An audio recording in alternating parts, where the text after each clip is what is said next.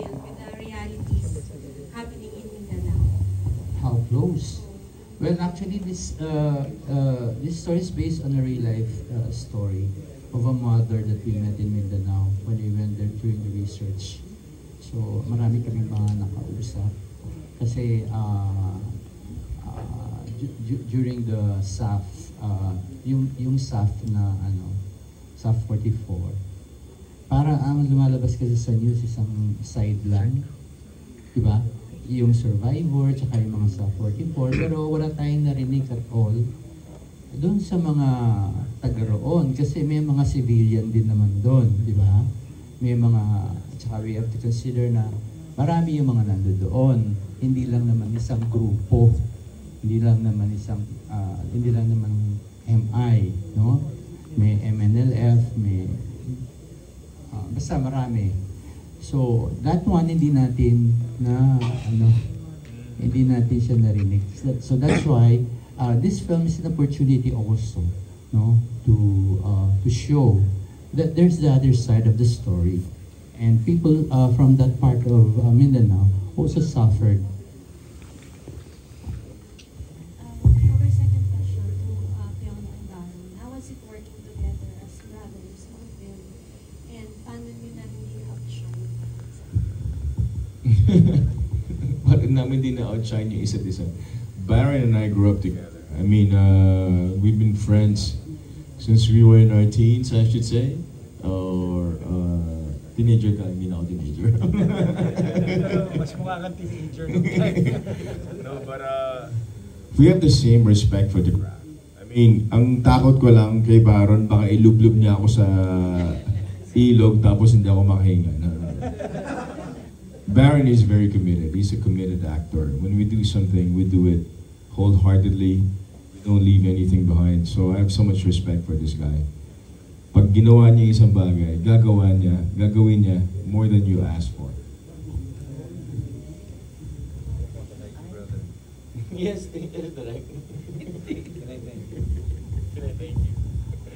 I thank you. Thank you so much, brother. Yeah.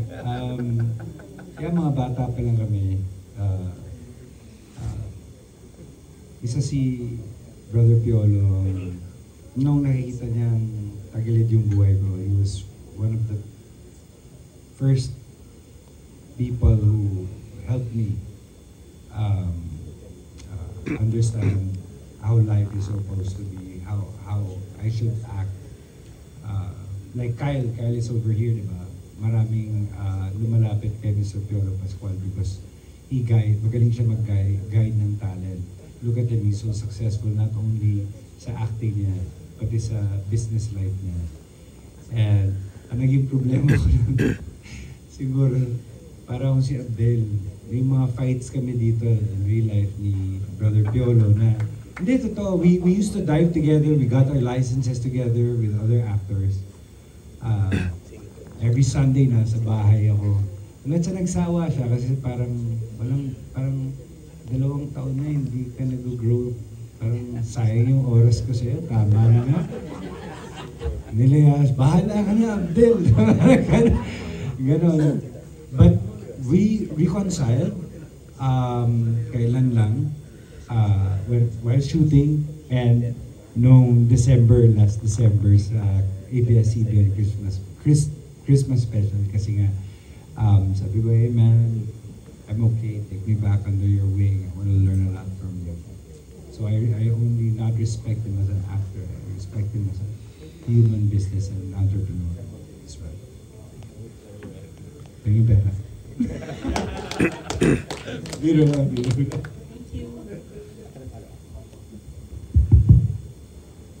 Okay, sorry. Before we proceed with the other questions from the press, we'd just like to acknowledge the presence of our Muslim Affairs Commissioner, Mr. Yusuf Mando. And I believe you have a question, sir?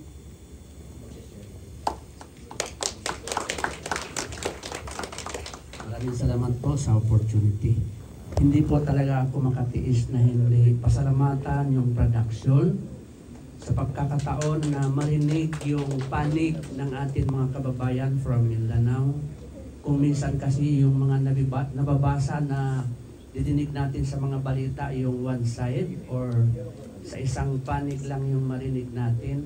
Sa pelikulang ito po, Moro, this is the first ever chance for us from Mindanao to be heard fairly and squarely. I thank you so much for this opportunity. Secondly, gusto ko pasalamatan yung sinabi ni Brother Baron kanina, yung pagmamahal, malasakit sa kapwa, yung puso, yung damdamin ng isang tao. We're not talking about religious differences here. We are talking about the truth, what is really happening. And we are, after all, we are all Filipinos. Yung sinabi ni Piolo Pascual kanina, napakagandang mensahe po para sa atin mga kababayan. Dito natin damdam sa atin mga kababayan yung pagmamahal sa kapwa Pilipino.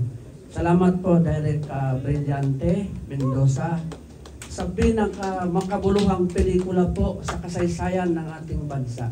This is the very first time na marinig natin na isinalang-alang ninyo ang katotohanan, ang pagmamahal sa kapwa Pilipino. Hindi yung may kinakampihan, may mali.